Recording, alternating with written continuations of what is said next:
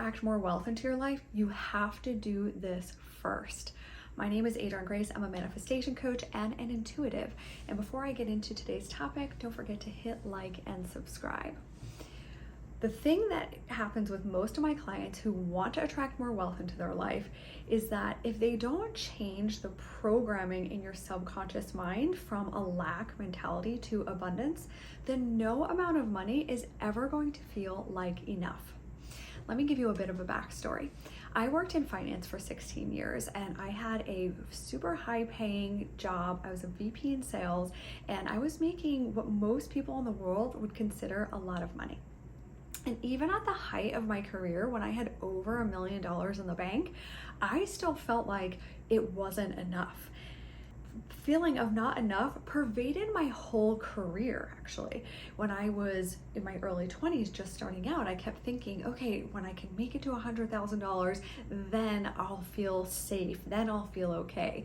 Okay, then I made it to that ring, and then there was another ring, right? It was 150,000, and then I wanted to get to 200, and it just kept escalating and escalating, and then I kept thinking, oh, well, when I have a certain amount of money in the bank, then that will make me feel that way.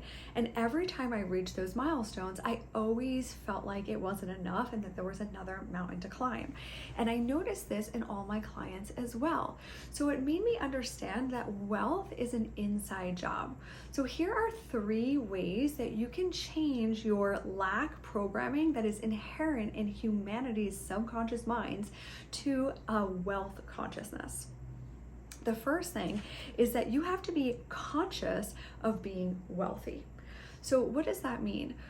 Well, your focus is either on being wealthy or not having enough all day, every day. You can't focus on both lack and abundance at the same time. And most people are hardwired to look at the lack, to look at how there's not enough. Now, this can show up in not just money, but in a lot of other areas of your life, as in there's not enough time, or there's not enough connections, or you don't have enough whatever it is.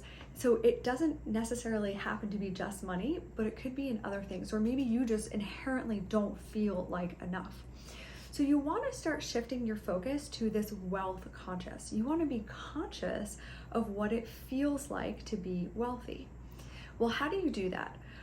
First of all, understand that money is backing up everything in this whole world, right? The device that you're watching this on, the clothes that you're wearing, the home that you're in, the roads that you're driving on, the car that you're in, everything was created with money. So money is permeating through every single thing in this world. And so you can start tuning into that energy and into that frequency to start aligning yourself like, oh yeah, there's money everywhere. I feel wealthy just because I'm calculating all of this money that's around me that was used to build all of this stuff around me. And when you start tuning into that frequency, you're going to shift your focus, shift your attention onto all the wealth that's there. And you're going to start to feel wealthier. You're going to start to feel and see the abundance that's all around you. Number 2, I want you to start looking at money as a friend. If you were to personify money and think about how you feel about it, are you needy with it? Do you resent money? Do you think it's bad or evil? Do you say things like, I don't care about money? Well, what if that was a person? Would that person want to hang around you? Probably not. And so you want to start creating a partnership with money. You want to understand that it is a co-creation with a sentient being. Money has a consciousness, just like everything on this planet that's energy. There is an inherent consciousness to money as well. And so you want to thank money. You want to talk to your money. You want to be really appreciative of it. You want to get out of that neediness and you want to be in gratitude for it. And you want to be able to send it out freely, knowing that it's going to return to you. Because if you truly love something unconditionally, then you're okay letting it go because you know that it's always going to come back to you. But when you have that grasp on it, that neediness, that resentment, that you feel angry with it, then it's never going to show up the way you want it to. A great way to start resolving this is to write a letter to money and talk about it and talk to it and tell it how you feel. And you can be honest, you can get any crunchy feelings out that maybe you have around money, but then say that you want to create a partnership with it. And then the even cooler part is you can have money write a letter back to you and see what money has to say to you. Now, the third thing is understanding that your body has a response to money. And this is really important because your energetic field is determined a lot by your central nervous system. And when most people talk about money, hear about money, think about money, they get very constricted and their whole nervous system just goes on lockdown.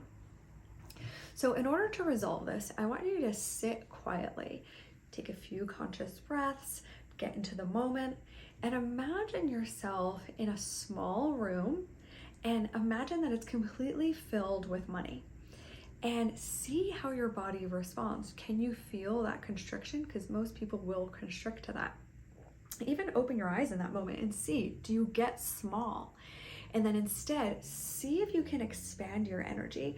See if you can open up that central nervous system to feel comfortable around all of that money.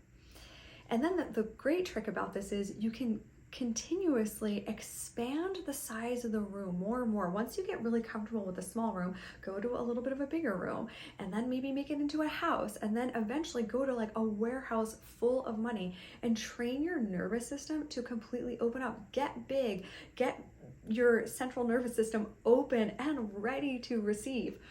Most of us are really bad receivers. And so you can even start thinking about, how do you receive everything in life? How do you receive compliments? How do you receive, if somebody wants to buy you a cup of coffee, if somebody wants to somehow give you something, do you just like ping things right back? Do you say no, no, no? Do you try to push it away? Do you feel like indebted to that person that you have to do something back for them right away? No, try to train yourself to receive things, receive gifts, receive compliments, without necessarily having to just ping pong a compliment back to that person. There's an art to receivership, and you want to learn how to be a good receiver. And it actually starts with getting comfortable in your body to receiving. So those are my tips for you today. For more manifestation tips, and especially around money, which I'm going to be making more videos on, don't forget to hit subscribe, and please comment below if you try these things and if they are helpful. Thank you for watching, and I'll see you next time.